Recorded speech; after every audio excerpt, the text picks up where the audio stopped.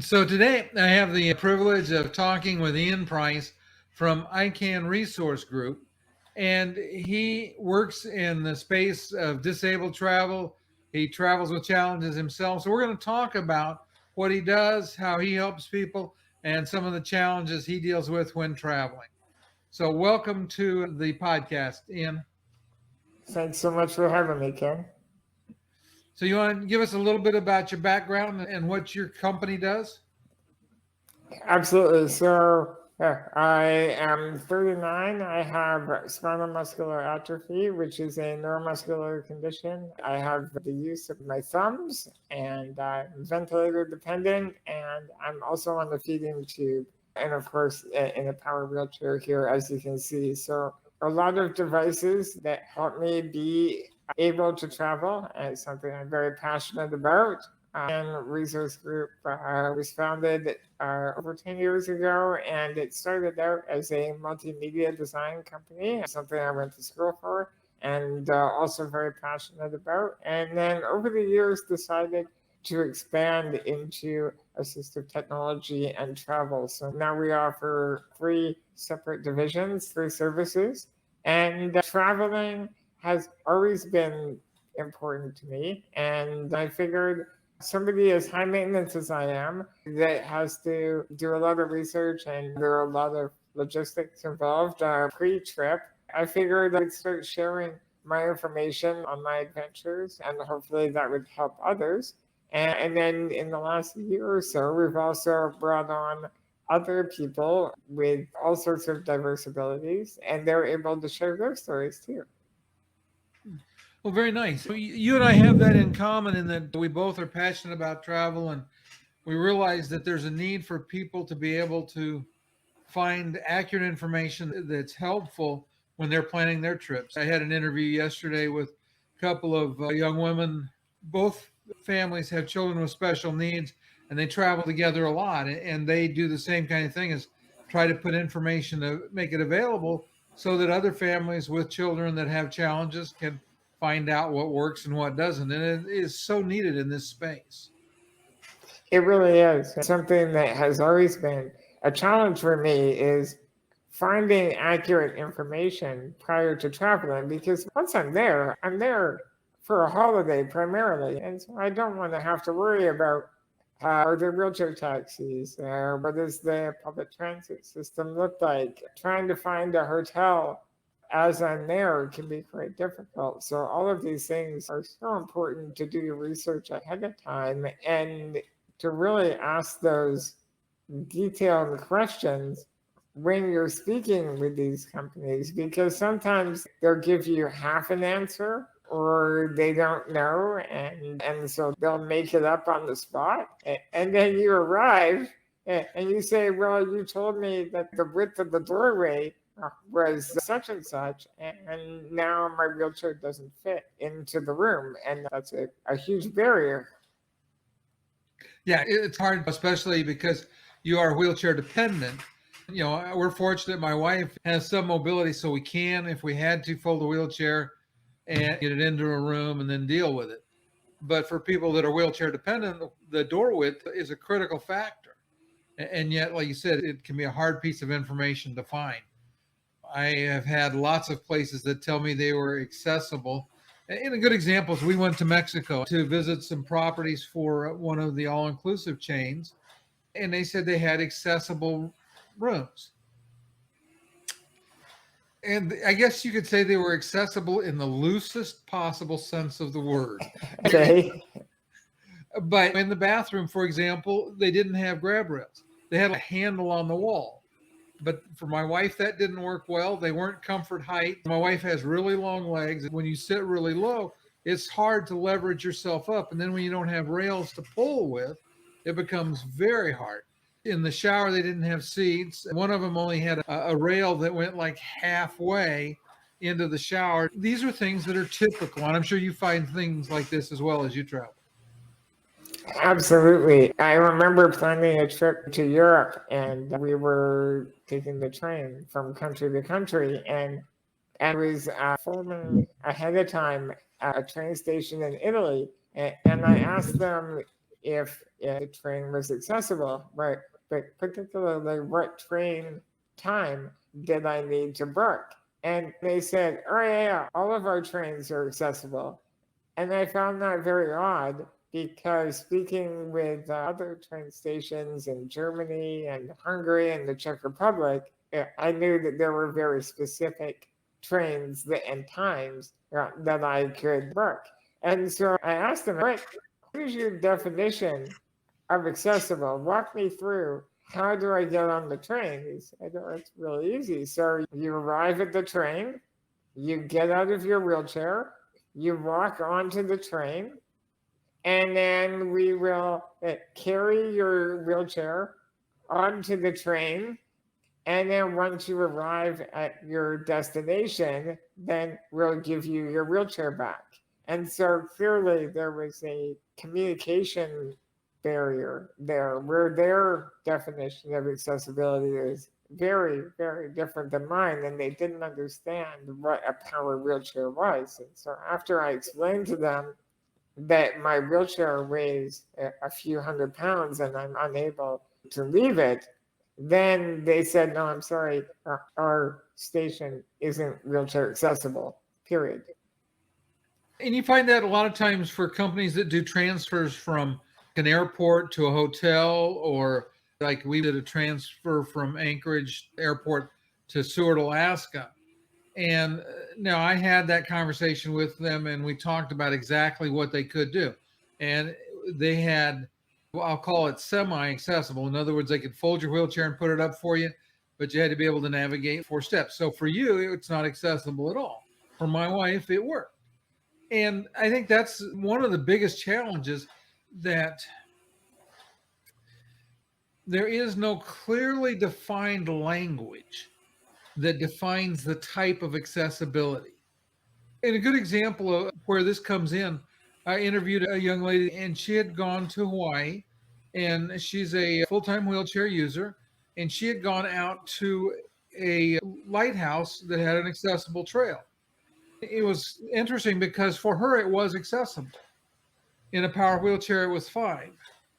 Her friend that was with her was in a manual wheelchair and could not deal with the hill and had to have help from somebody to push it up the hill.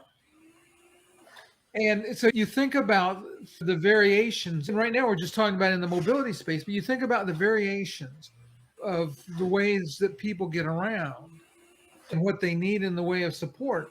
And I really think that at some point in time, we need to, as a group of individuals that deal in the mobility space, come up with clear definitions. What's your thought on that?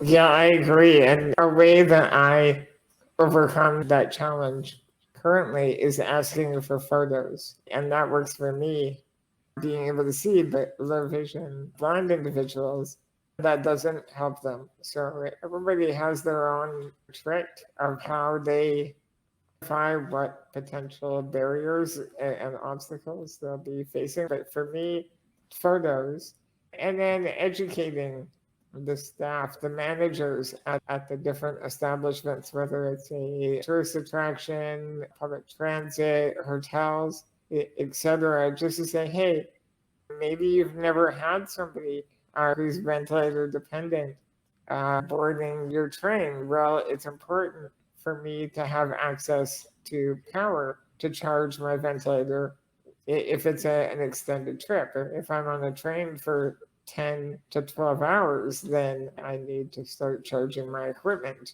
And they never thought of that. So it's really important to be patient and to have that conversation and to share that information, that not everybody is the same. We're all looking for specific things to help make our trip as comfortable and enjoyable as possible. And hopefully these people will learn from us that accessibility isn't just a one term, one size that fits all. Yeah, that's exactly right. You're in Canada, right? That's correct. Whereabouts again? Are you close to Vancouver? I am, yeah. I'm in Kelowna, about 4.5 hour drive from Vancouver, British Columbia. Okay. So we were just in Vancouver, and I thought, again, Vancouver is an interesting city because their public transport, I thought, was excellent. My wife and I Hmm. used her wheelchair. The buses kneel down, the trains work really well. I was very impressed with the accessibility there. The one challenge for somebody in a manual wheelchair, though Vancouver is not flat, and some Yes. of those hills, I got my exercise pushing my wife up the hill. And that's fairly common, and I'm fine with that. It's one of those things that you have to take into consideration as you're planning. So you've been to some kind of amazing places and made some amazing journeys in places that most people might have questions about. So you want to talk a little bit about some of the places you've been and how you've overcome the challenges? Sure. So I've traveled throughout North America and through the Caribbean, and I've been to Europe a number of times. But I think that most recently, just before the pandemic, I was in Southeast Asia for roughly a month. I was in Japan, in Tokyo specifically, and traveled throughout parts of Thailand and also parts of Cambodia. And I think Cambodia was the one that was the most intimidating at first because I would watch YouTube videos and see photos that other able bodied people have taken, and it didn't look very accessible at all. And then as I dig deeper, I found that public transit in Siem Reap, particularly, there are no wheelchair accessible vehicles. And so I had to hire somebody to fabricate a ramp ahead of time. And once they took photos and I felt confident that it would be strong enough to hold my wheelchair, then we rented a regular van, took the seats out, and I was able to access everywhere in Siem Reap in this temporarily modified wheelchair accessible vehicle. And it was so much fun. And there were surprises. For example, I knew that the sidewalks were quite high off the ground, but I didn't realize that not a lot of them are accessible, that they don't have ramps onto them. Some of them have a ramp on, and then a block later, you're unable to get off of it. So there was a lot of backtracking. And after a while, after feeling a little bit more comfortable, I realized that being on the road with the vehicles was the easiest and actually the most safe way for me to commute throughout town. So there are pictures on my website of me on the road navigating through tuk-tuks and buses and being run with the vehicles. And it was such an incredible experience. I highly recommend it. And it's interesting the length you had to go to, and a testimony to your intrepidness that you worked with people to put those things together. But those are the kinds of things that you start to get away from the more developed countries. You start to run into those kinds of challenges. Mexico, in particular, I found some of the tourist areas were pretty easy. Some of the rest of it was pretty much not. There just wasn't, other than, like you said, drive your vehicle down the road, there wasn't a lot of ways Yes. to get you around. And part of it is sometimes it's affordability, because sometimes there are things that you can do, but they're not affordable. I looked at getting a transfer in Fort Lauderdale, from the airport in Fort Lauderdale to the cruise port, and I wanted a wheelchair accessible transport. And the only thing that I could find that was wheelchair accessible that they could guarantee was a medical transport service, like $200, $250 to go from the airport, which is like 5 miles over. And I'm like, well, that doesn't work. Yes. Yeah, I was just in Mexico last month, and I was shocked at how expensive a wheelchair accessible transport is. Like your average tourist might spend $50 American to go from the airport to a Cancun hotel strip. No, I'm just guessing. I've never rented a vehicle that doesn't have a ramp, but mine cost 150 or 200 American. So there's definitely a tax on being disabled. And that's unfortunate because that becomes a huge barrier for some that they just financially can't afford to spend the extra 400% to be able to get from A to B. And that's an unfortunate reality. I'll share an experience we had in LA. And for those that follow me know I went on a rant about this, but we were in San Pedro, which is fairly close to Long Beach. You're just basically probably 5 or 6 miles across a bridge. And we were in San Pedro. And a day ahead of time, I booked with Yellow Cab Company of Los Angeles an accessible transfer to go from our hotel to the cruise terminal so we could get over and get on the ship. And I confirmed it. I had an email saying that it was set up, that they'd have a wheelchair accessible vehicle. And it came time for the vehicle to show up. It wasn't there. I started calling. They said, well, let me check. We don't really have one available right now. And the end result was didn't get one. Now, again, we were fortunate because Cheryl's wheelchair collapsed. I wish I had this on video. We were able to put my wife, her wheelchair, 3 pieces of luggage, me and a driver in a Prius. Now, it wasn't comfortable. We got us in a Prius, so we Ubered over to the port. Why is it that you can make a commitment and not deliver on it? And that's consistent in a lot of the big cities.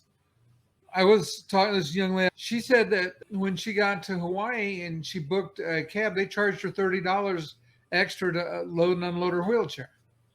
I've had that too. They start the clock and then they bring the ramp down and then they tie you in and then they decide that they don't like how your wheelchair is secured. So they untie everything and then they re-secure it. And as I'm looking at the cost of the fare increase dollar by dollar, it can be frustrating.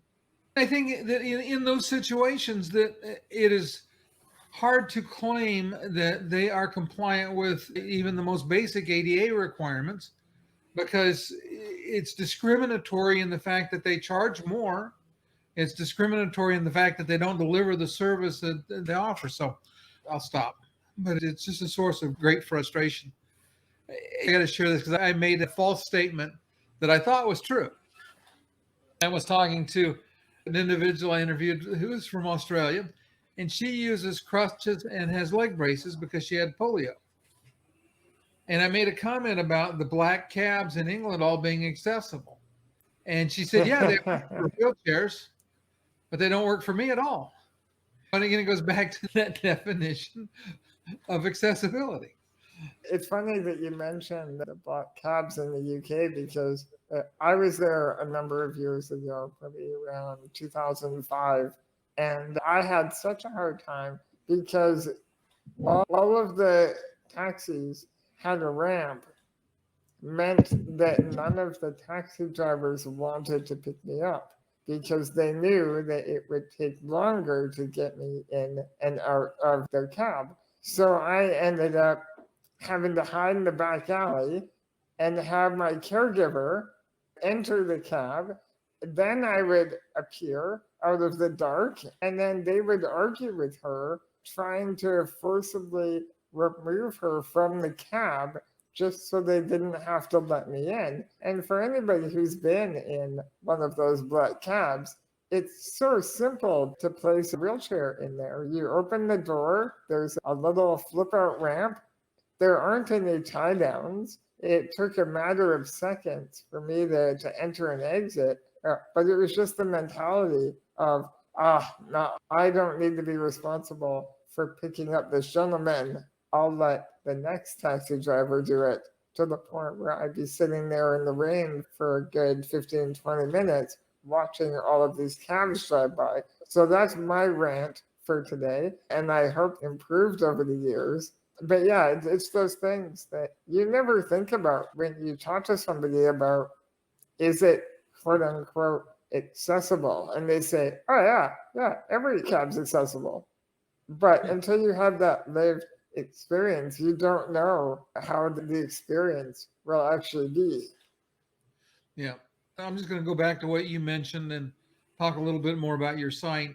What you said about the preparation and being willing to do the research, to ask the questions. I'm a Google fan. I Google everything. You know, between Google and YouTube, I can go anywhere and do just about anything because you can find answers. But it was really interesting that sometimes people will say things aren't accessible when they really are. I Googled Grenada and asked about accessibility. And there was a fairly prominent company that does accessible tours throughout the Caribbean. And they said that Grenada wasn't accessible. And I thought it was really interesting because there is a dive shop on Grenada that will teach quadriplegics how to scuba dive and certify them. And they have to have a Oh, partner, fantastic. but they'll certify individuals as paraplegics as a certified scuba diver on Yeah, Grenada. And excellent. there's an accessible hotel right next to it. And there's accessible cabs that will take people from wherever on the island to there or do tours on the island. And so to me, that's fairly accessible. In fact, it's better than LA. But somebody said the Google answer seemed to be no, it wasn't accessible. That's the real challenge for people that are trying to plan is being able to do the research, dig in and find the answers. Yeah, and for all of those business owners out there, it's so important to educate your staff as well to make sure that they understand how accessible your facilities are. Because I was just at a music festival in Mexico and I called ahead to find out if I could stay at the all-inclusive resort. And they said, no, it's not accessible. No, no wheelchair access. I'm so sorry. Have a nice day. And then they hung up on me. And I phoned back and I spoke to somebody else and they gave me the same question. And this is an expensive 5-star hotel that I was willing to spend roughly $400 a night to stay there. And I ended up working at a resort right beside it, and which was a bit of a pain in the butt because that meant I had to commute in my wheelchair from resort to resort to attend the festival. But that's a minor setback, not a big deal. But the kicker was I showed up at the festival where this resort that I had called and been told no, and it was accessible. They had ramps everywhere, all of their restaurants I could get into. I went into a friend's room and it wasn't a quote unquote wheelchair room, but it would have worked for me. And I was shocked. I was shocked that nowhere on their website, nowhere in their video walkthroughs did they even take a picture of a ramp to enter a restaurant. And that was the big deal breaker for me. If all I see are stairs when I Google this place, then I'm not going to stay there. And little did I know that if you go around the corner, right beside this lovely palm tree, there is a giant ramp that nobody thought to take pictures of and the staff didn't know about. I think besides having a more descriptive language or better language, especially about mobility accessibility, resorts and hotels and venues on their website, they should deal with accessibility. I don't know how many places the Visitors Bureau, a DMO, and there's nothing about accessibility. Websites of all the vendors, nobody's talking about accessibility. One of my pet peeves is if you look at anybody's propaganda videos, what do you see? You see young, healthy people. You never see Yes. anybody in a wheelchair or with a cane. And is a market that has money, that spends money, that loves to go and do. They typically wind up spending more than the average visitor because of the challenges we deal with. Still, nobody puts forth the effort to clearly communicate what they can help with and what they can't. Yeah, it's a good point. To spending more because I'm so high maintenance. I'm not traveling independently. I'm not traveling with one friend or caregiver. There's usually a group of us, and we book places, whether it's a hotel or a tour, a transport, you name it. We're booking it around me.